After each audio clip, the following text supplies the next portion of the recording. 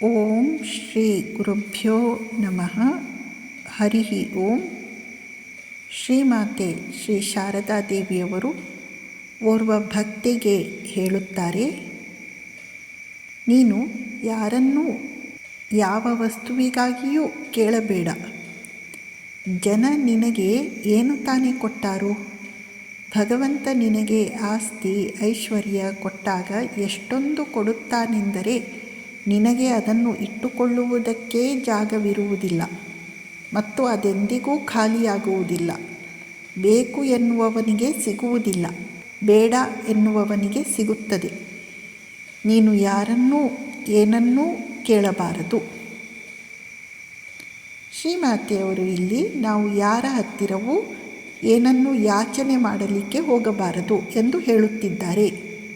ಶ್ರೀ ಶಂಕರಾಚಾರ್ಯರು ಪ್ರಶ್ನೋತ್ತರ ರತ್ನಮಾಲಿಕಾ ಎಂಬ ಕಿರು ಕೃತಿಯಲ್ಲಿ ಸುಂದರವಾಗಿ ಹೇಳುತ್ತಾರೆ, ಲಘುತ್ವ ಮೂಲಂ ಕಿಂ, ಯಾವುದು ನಮ್ಮನ್ನು ಸಣ್ಣದಾಗಿಸುತ್ತದೆ? ಯಾವುದೆಂದರೆ ಯಾಚತ್ವಂ, ಬೇಡುವಿಕೆ. ಇನ್ನೊಬ್ಬರ ಹತ್ತಿರ ಬೇಡುವುದು ನಮ್ಮನ್ನು ಅಲ್ಪವಾಗಿಸುತ್ತದೆ. ಅದಕ್ಕಾಗಿ ನಾವು ಭಗವಂತನನ್ನು ಬಿಟ್ಟು ಯಾರ ಬಳಿಯೂ ಏನನ್ನೂ ಕೇಳಲಿಕ್ಕೆ ಹೋಗಬಾರದು.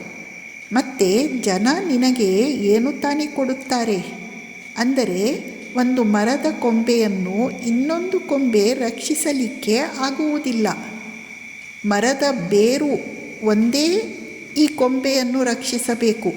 ಹಾಗೆಯೇ ನಮಗೆ ನಮ್ಮಂತೆಯೇ ಇರುವ ಇನ್ನೊಬ್ಬರು ಮತ್ತೊಬ್ಬರು ಏನು ತಾನೇ ಕೊಡಲಿಕ್ಕೆ ಆಗುತ್ತದೆ?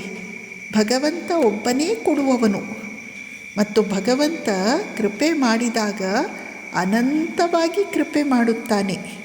ಆದ್ದರಿಂದ ನಾವು ಭಗವಂತನಲ್ಲಿ ವಿಶ್ವಾಸವಿಟ್ಟು ಏನು ಇದ್ದರೂ ಭಗವಂತನ ಬಳಿಯೇ ಯಾಚನೆಯನ್ನು ಮಾಡತಕ್ಕದ್ದು. ಮತ್ತೆ ಹೇಳುತ್ತಾರೆ, ಸಜ್ಜನರೊಂದಿಗೆ ಇರು. ಸಜ್ಜನರೊಂದಿಗೆ ವ್ಯವಹರಿಸಿದರೆ ಯಾವ ತೊಂದರೆಯೂ ಇರುವುದಿಲ್ಲ. ನೀನು ಪ್ರೀತಿ ತೋರಿಸಿದರೆ ದುಷ್ಟ ಪ್ರಾಣಿಗಳೂ ನಿನ್ನನ್ನು ಪ್ರೀತಿಸುತ್ತವೆ. ಸುಂದರವಾದ ಬೋಧನೆ. ನಾವು ಸಜ್ಜನರ ಜೊತೆಯಲ್ಲಿ ಇರಬೇಕು. ಸಜ್ಜನರ ಸಂಘಕ್ಕೆ ಅಪಾರ ಮಹತ್ವ ಇದೆ, ಮಹಿಮೆ ಇದೆ. ಸಜ್ಜನರೊಂದಿಗೆ ವ್ಯವಹರಿಸುವಷ್ಟು ಕಾಲ ನಮಗೆ ಯಾವ ತೊಂದರೆಯೂ ಇರುವುದಿಲ್ಲ. ಆದ್ದರಿಂದ ಸಜ್ಜನರ ಸಂಘವನ್ನು ನಾವು ಎಲ್ಲ ರೀತಿಯಿಂದಲೂ ಅರಸಬೇಕು. ನಮಸ್ಕಾರ.